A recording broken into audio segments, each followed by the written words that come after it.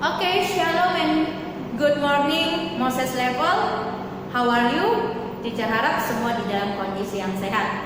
Kita akan melanjutkan materi kita tentang perkembangan biji. Ya, biji itu bisa kita temukan pada tumbuhan.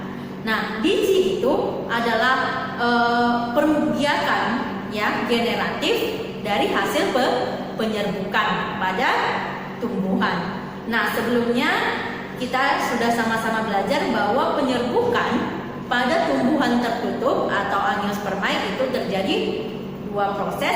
Yang pertama, sperma yang membuahi inti kandung lembaga membentuk endosperm, dan yang kedua, sperma membuahi ovum akan membentuk biji ya. Nah, sebelum kita mempelajari tentang perkecambahan, kita mau lihat dulu bagian-bagian biji. Perhatikan biji berikut ini. Nah, kenapa ada dua biji yang teacher gambar? Yang pertama, kamu sudah lihat, kira-kira ini biji apa? Ya, bagus. Ini adalah biji kacang tanah atau biji kacang-kacangan. Kita tahu, ya, kacang tanah ini adalah tumbuhan dikotil atau berkeping dua. Sedangkan ini kira-kira gambar apa nak? Bagus sekali. Ini adalah biji jagung. Nah, kita tahu jagung ini dikotil juga ya? Ya, bagus. Ini adalah monokotil. Nah, ada perbedaan antara bagian-bagian biji dikotil dan monokotil. Walaupun nanti ada yang sama ya. Kita akan lihat satu per satu. Yang pertama kita akan lihat pada dikotil, yaitu kacang tanah. Nah, perhatikan yang paling bawah ini, yang hitam ini, nah, ini adalah bagian yang dikenal dengan namanya radikula. Apa itu radikula, Ce? Radikula itu adalah bakal akar. Ya, ini nanti akan menjadi akar pada tumbuhan tersebut. Nah, yang kedua, kita lihat yang ini, ya, yang kosong ini dan dia di sini. Ini namanya adalah apa nak? Ya, kotiledon.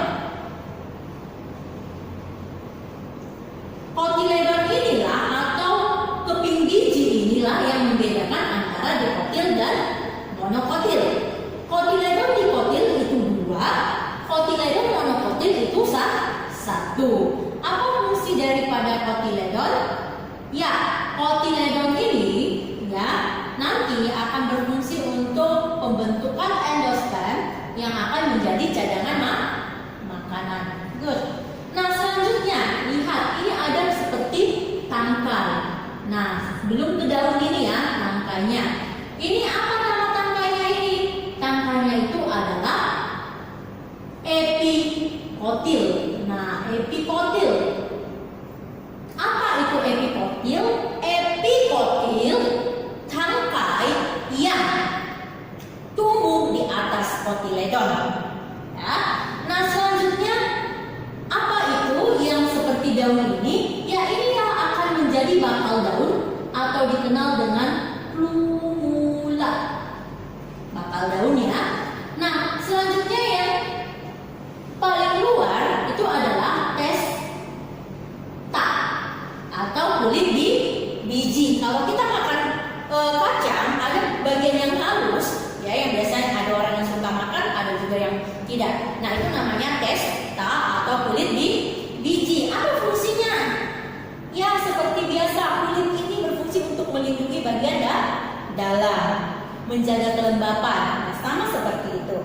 Nah, kita ulangi, apa tadi radikula? Radikula itu adalah bakal akar. Kotiledon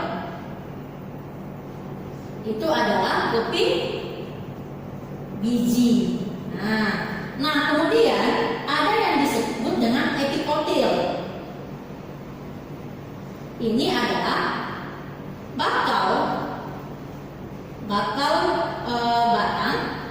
atau bisa disebut poros embrionik yang tumbuh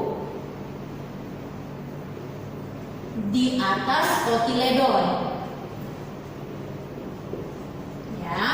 Nah, kalau ada di atas berarti ada di bawah, teacher. Iya, teacher nggak buat ya, jadi teacher tambahin. Kalau yang atas namanya epi, ya berasal dari epidermis di atas. Kalau ini adalah hipokotil. Apa hipokotil? Kebalikannya, hipo bawah, hipoterm, hipotensi. Jadi hipo ini bawah atau rendah. Hipokotil artinya bakal, batang atau poros yang tumbuh di bawah kotiledon. Apalagi tadi? Ya, kita lihat ya, radikula udah kita buat, jadi nanti kamu lihat dari sini. Nah, apalagi lumula. Lumula ini adalah bakal daun ya. Nah, kemudian ada lagi yang disebut dengan testa. Ya, testa ini adalah kulit biji. Nah, kemudian perlu kamu ketahui bahwa bagian yang sering menempel pada cangkang atau gagang biji, ya kalau kita buka kacang, kulit kacang, kemudian ada bagian yang nempel, itu namanya hilum. Ya, hilum bagian biji yang menempel pada kulit atau gagang biji. Nah, nanti kalau kamu makan kacang kupas ya, kacang kulit, coba kamu perhatikan. Nah, biasanya dia bagian ininya itu adalah hilum. Nah, ini adalah untuk dikotil. Nah, sekarang kita masuk ke monokotil atau berbiji satu. Nah, untuk berbiji satu ada bagian-bagian yang tidak ada di sini, ya, dan yang ada di sini tidak ada di sini, ya, atau di sini dia ada, tapi di sini bentuknya berbeda. Apa itu? Mari kita lihat. Yang pertama itu adalah endosperm. Endosperm. Endosperm ini sendiri berfungsi untuk menyimpan cadangan makanan. Ya, sama juga seperti pada kotiledonnya ada endospermnya. Nah, selanjutnya untuk bagian ini yang luar ini namanya adalah epicarp. Ya, atau kulit biji atau bagian luar biji. Nah, selanjutnya ada bagian yang paling bawah. Ya, paling bawah ini namanya adalah koleorhiza. Ingat, koleorhiza hanya ditemukan pada monokotil. Koleorhiza berasal dari rhizoid. Ini adalah pelindung akar.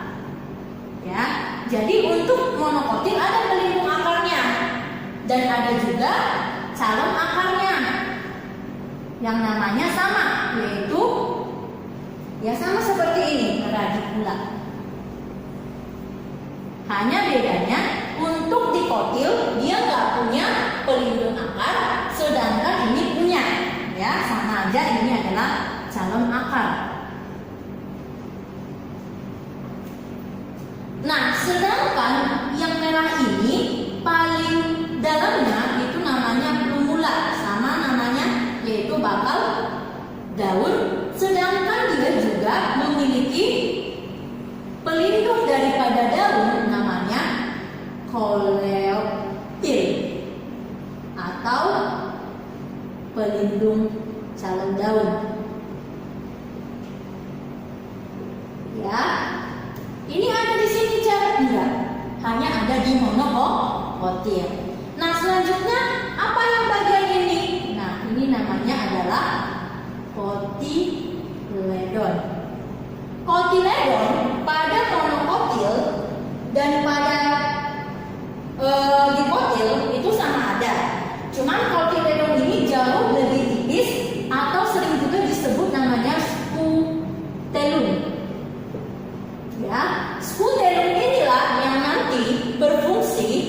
menyerap. Dia akan menyerap makanan dari endosperm. Ya, ini adalah bagian-bagian biji pada monokotil. Sampai di sini ada yang mau ditanyakan?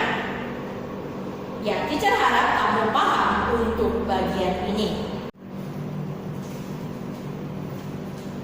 Baiklah, selanjutnya kita akan mempelajari tentang perkecambahan. Ya, perkecambahan ini adalah biji mengakhiri masa dormansi atau masa istirahatnya, sehingga dia akan memunculkan calon embrio yang akan tumbuh menjadi tanaman baru. Nah, perkecambahan ini diawali ketika biji menyerap air atau dikenal dengan imbibiasi, ya. Nah, perhatikan, perkecambahan itu ada dua tipe. Yang pertama disebut dengan tipe epigel. Ingat ya, epigel. Sedangkan yang satu lagi hipogel. Ya, epi dan hipo tadi sudah kita bahas, tapi ini epigel dan ini hipogel. Apa itu epigel? Epigel sendiri adalah perkecambahan di mana hipokotil, apa itu hipokotil? Masih ingat ya? Calon atau poros batang ke bawah, ya. Hipokotil yang tumbuh terlebih dahulu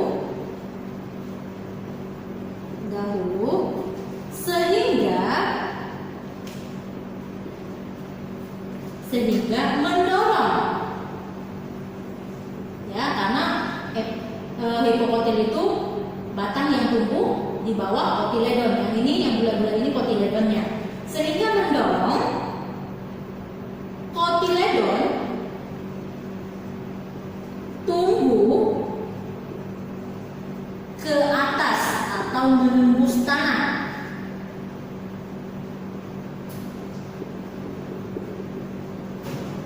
Ya, jadi epigel itu kotiledonnya ke atas, epi atas. Kenapa bisa naik ke atas? Karena hipokotilnya tumbuh terlebih dahulu. Jadi misalnya, ya, ini bijinya yang tumbuh terlebih dahulu bagian bawah sehingga dia naik ke atas seperti itu. Nah, lihat pada gambar ini. Nah, ini adalah kotiledonnya. Ketika dia mengalami imbibisi atau penyerapan air, maka kotiledonnya bijinya akan mengakhiri masa dormansi dan tumbuh menjadi kecambah. Nah, yang pertama tumbuh adalah hipokotil atau poros di bawah kotiledon. Nah, karena dia tumbuh pertama sekali sehingga mendorong kotiledon naik karena epikotilnya nggak tumbuh. Setelah dia naik, epikotilnya pun muncul dan kotiledon terbawa ke atas. Ya, apa saja yang bisa kita temukan tumbuhan yang mengalami proses perkecambahan tipe epigel adalah contohnya melon, kacang tanah, kacang merah, tumbuhan jarak, dan lain-lain, ya. Ini adalah tumbuhan-tumbuhan yang mengalami epigel. Apa itu hipogel? Lawan dari epigel. Di mana dia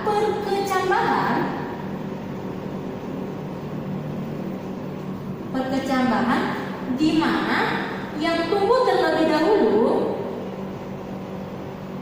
di mana epikotil, ya, epikotil tumbuh terlebih dahulu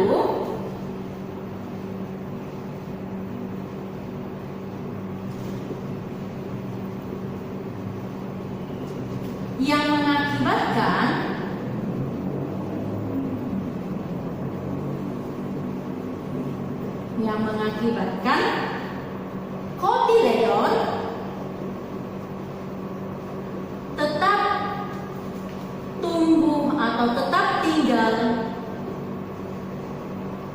di bawah atau di dalam tanah. Ya, di dalam tanah. Tumbuhan yang mengalami ini contohnya adalah jagung atau jeanais, padi atau Oryza 1. dan kacang kapri. Oke, nah gambarnya ini ada kesalahannya. Jadi yang tumbuh pertama sekali itu adalah bagian yang atas. Ya, bagian yang atas. Nah, kemudian ini membesar dan bagian atas sudah menumbuhkan daun. Dan akhirnya seperti ini. Nah, jadi yang tumbuh pertama sekali itu yang poros yang ada di atas kotiledon. Jadi hipogel yang tumbuh pertama epikotil, sehingga si kotiledon tetap tertanam di bawah. Sedangkan epigel yang tumbuh duluan adalah hipokotil, sehingga si kotiledon naik ke atas. Sampai di sini sudah paham ya tipe perkerjaan bahan. Oke, yang terakhir dalam proses pertumbuhan dan perkembangan pada tumbuhan, kita akan mempelajari metagenesis. Apa metagenesis? Metagenesis itu adalah pergiliran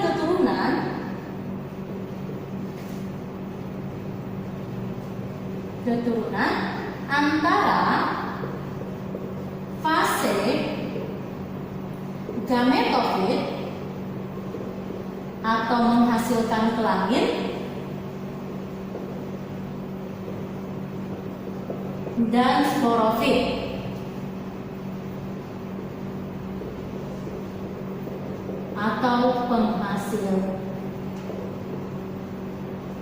spora. Ya, dan proses ini dialami oleh dua tanaman, yaitu Pteridophyta atau dikenal dengan tumbuhan paku, dan satu lagi yang mengalami gametosis adalah metagenesis adalah Bryophyta atau sering kita kenal dengan tumbuhan lumut. Nah, mari kita lihat fase-fasenya. Yang pertama adalah metagenesis pada tumbuhan lumut, ya. Metagenesis tumbuhan lumut. Nah, pertama sekali ketika spora, ya. Jadi yang pertama keluar itu adalah spora vegetatif. Nah, ketika jatuh di tempat yang baik, maka dia akan tumbuh menjadi tumbuhan, ya, namanya nanti protonema, ya. Protonema dia akan berkembang menjadi tumbuhan lumut dewasa. Nah, tumbuhan lumut inilah yang nanti disebut dengan fase gametofit. Dia akan menghasilkan kelamin jantan dan kelamin betina. Si jantan dikenal dengan antheridium, sedangkan si betina archegonium. Ya, antheridium berkembang menjadi spermatozoid, sedangkan archegonium berkembang menjadi ovum.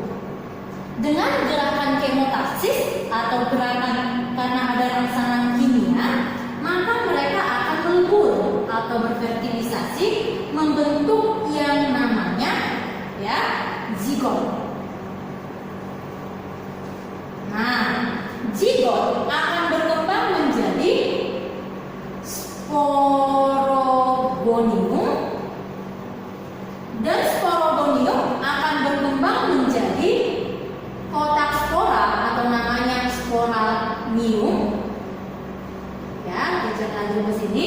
Sporamium akan berkembang menjadi sel induk spora, dan sel induk spora lain akan kembali lagi menghasilkan spora. Ya, jadi metagenesis tadi dibilang pergiliran keturunan antara gametofit. Jadi gametofit menghasilkan kelamin. Saat dia tumbuhan lumut, disinilah fase gametofitnya, karena di sini dia akan menghasilkan kelamin betina. Sedangkan di sini sporadium dia akan mengalami fase sporofit, ya, karena disinilah dia akan menghasilkan sel induk spora dan akan menghasilkan spora. Perlu kalian ketahui, metagenesis Bryophyta ini, ya, disebut fase dominan adalah gametofit. Kenapa, Jer? Ya, kenapa disebut fase dominannya adalah gametofit? Karena saat kita bisa mengamati dengan mata, yaitu waktu tumbuhan lumut, dan saat tumbuhan lumut ini adalah fase gametofitnya sendiri, dan fase ini jauh lebih lama waktunya, makanya disebut dominan. Nah, ini untuk Bryophyta atau tumbuhan lumut. Sudah paham, nak? Bagus. Nah, selanjutnya kita akan masuk ke metagenesis Pteridophyta atau tumbuhan paku, ya. Ada bedanya, ada samanya. Tetap diawali dengan spora. Spora yang jatuh di tempat yang baik akan berubah menjadi protalium, ya. Kalau untuk tumbuhan lumut tadi dikenal dengan protonema, kalau yang ini adalah protalium.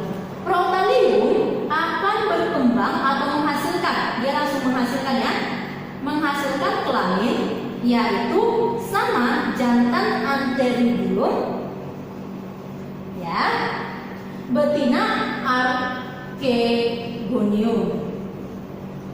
Antheridium dan archegonium akan berubah, ya, menjadi kelamin masing-masing. Ini akan menjadi spermatozoid atau spermatozoa.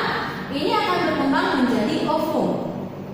Sama seperti tadi, karena ada rangsangan kimia mengalami galaktaksis, dia akan membentuk yang namanya zigot. Zigot akan berkembang menjadi tumbuhan lumut dewasa atau bukan tumbuhan lumut, ya. Ini paku, tumbuhan paku. Tumbuhan paku itu memiliki dua jenis daun. Ada daun penghasil spora dan ada daun yang bisa berfotosintesis. Daun penghasil spora namanya, ya, karena kita belajar tentang perkembangbiakannya berarti sporanya. Maka dia berkembang menjadi sporofil atau daun penghasil spora. Sporofil akan menghasilkan kotak spora yang namanya sporanium, ya, nggak ada sporofoniumnya, dan dia akan berkembang menjadi sel induk spora, dan sel induk spora akan kembali ke proses menghasilkan spora, ya. Jadi inilah fase metagenesis pada Pteridophyta. Nah, ketika tumbuhan paku, disinilah dia fase sporofitnya atau menghasilkan spora dan bisa diamati langsung, maka disebutlah ini fase dominan. Sedangkan untuk menghasilkan kelaminnya ini adalah di protalium, ya, jadi seperti ini. Nah, jadi untuk metagenesis Bryophyta fase dominannya adalah gametofit. Sedangkan untuk metagenesis Pteridophyta fase dominannya adalah sporofit, dan metagenesis sendiri adalah pergiliran ke keturunan. Sampai di sini sudah paham, ya? Oke, thank you. Jadi jika ada yang masih bingung dari penjelasan awal sampai akhir teacher tadi, bisa langsung ditanyakan, ya. Jadi sekian pertemuan kita hari ini. Teacher harap kalian tetap semangat dimanapun kalian berada, dan teacher harap semoga kita bisa bertatap muka langsung, bertatap muka kembali seperti belajar sebelum-sebelumnya. Semoga setiap wabah yang terjadi di negara atau di dunia kita ini cepat reda. Itu doa kita bersama. Shalom, Tuhan Yesus memberkati.